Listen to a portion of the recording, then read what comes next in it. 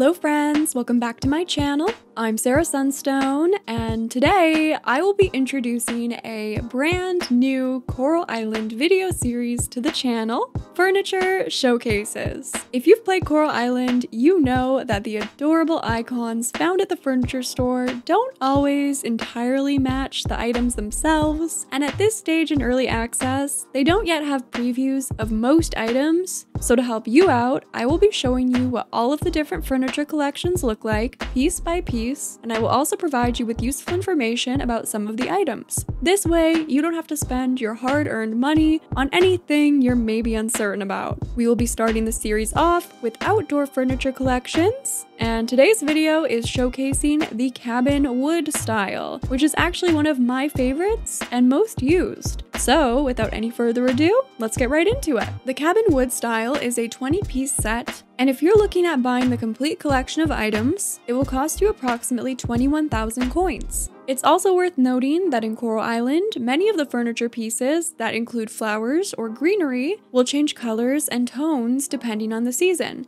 I'm placing these items today in the fall season, so keep that in mind because a lot of the items in this collection do have flowers and greenery and will slightly change in each season. The first item in the collection is the Pebble Path, costing 20 coins per tile. This path does not have rounded edges when joining pieces together, however it does offer a very nice and neat border. Next is the Stone Hedge Fence, costing 40 coins per piece. And one thing you might not realize about this item is that once you join multiple pieces together, they actually connect with a hedge piece in between the stone posts. Then we have the Wooden Flower Arch Gate for only 100 coins. This gate will connect fairly seamlessly with the fencing, however it does not yet have an actual gate like its name and icon suggest. It is simply an arch at this point, and yes, you can walk through it. Also, a friendly reminder that you can vault fences, including these ones, simply by pressing the spacebar. Next up is the Camp Grill, costing 500 coins. And at this point, it does not light up with fire or anything like that, but it's a very big item, so keep that in mind when decorating. Then we have the Square Stone Flower Pot at 600 coins. Now this item you cannot rotate, and I'll be sure to let you know for any of the items when this is the case. Maybe it's because it's technically a square item, but it's not completely symmetrical, so I could still see value in being able to rotate it in the future. This piece is a great example of the seasonal variants. You can see in the icon that there are pink flowers, but when I place it in fall, they become orange. Next on the list is the Flower Rock Arch. This arch costs 600 coins. It does connect with the fence,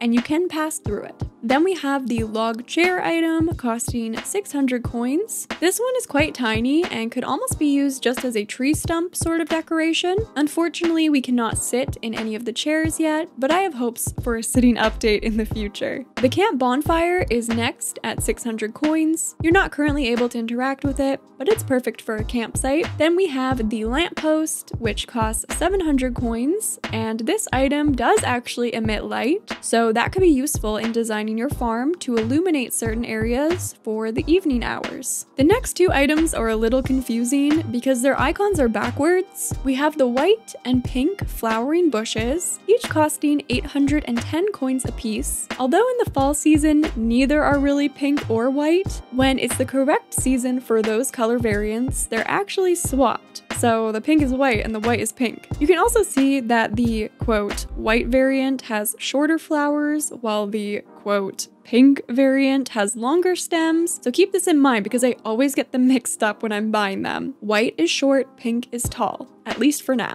Then we have the round stone flower pot for 900 coins. This one is pretty straightforward. You can't rotate this flowering item or the previous two, but you don't really need to, and they're very pretty. Next is the log flower pot, which you can rotate. It costs 900 coins, and it is a really nice large item to fill space, and can even act almost as a sort of fence, but of course keep in mind that you won't be able to vault over this item. Then to match the log chair, we have the log desk, which costs 1,000 coins and is really tiny, so definitely keep that in mind. It seems like more of a side table to me, but it does go really well with a couple of log chairs, so I'll give it that. Next we have the stone desk at 1,200 coins, which isn't quite as small as the log desk, but it is still pretty tiny and low to the ground. I haven't been able to place any any smaller items on any of the tables yet, so I hope they do eventually implement that. Then there is the log bench at 1200 coins, which is actually very big. Again, you can't sit on it or place anything on it yet because it almost looks like it should be a picnic table looking at the size of it. Then we have the stone bench, which I really love. This item costs 1440 coins. This looks like a bench to me. Then we have probably my favorite item in this entire collection, which is the stone waterfall. This item costs only 2000 coins. Shh, don't tell Stairway, okay? And it is beautiful. The water does actually flow down the waterfall and ripple in the pond area, so this is a must-buy item for me. Then we have the wooden swing at 2000 coins. This is what it looks like. It's pretty straightforward. And last but certainly not least, we have another one of my favorites in the collection, which is the tribal hut item costing 5000 coins. Sadly, you can't lay down in it at all and relax after a long day of farming, but it does look super cute and would be great for a campsite. I also just wanted to note that if you would like an alternative for the pebble path, because trust me, the cost of pathing can add up very quickly, you could opt for crafting the stone path instead. It's not the exact same look, but you could at least start off with this path until you have a ton of money to splurge on the pebble path.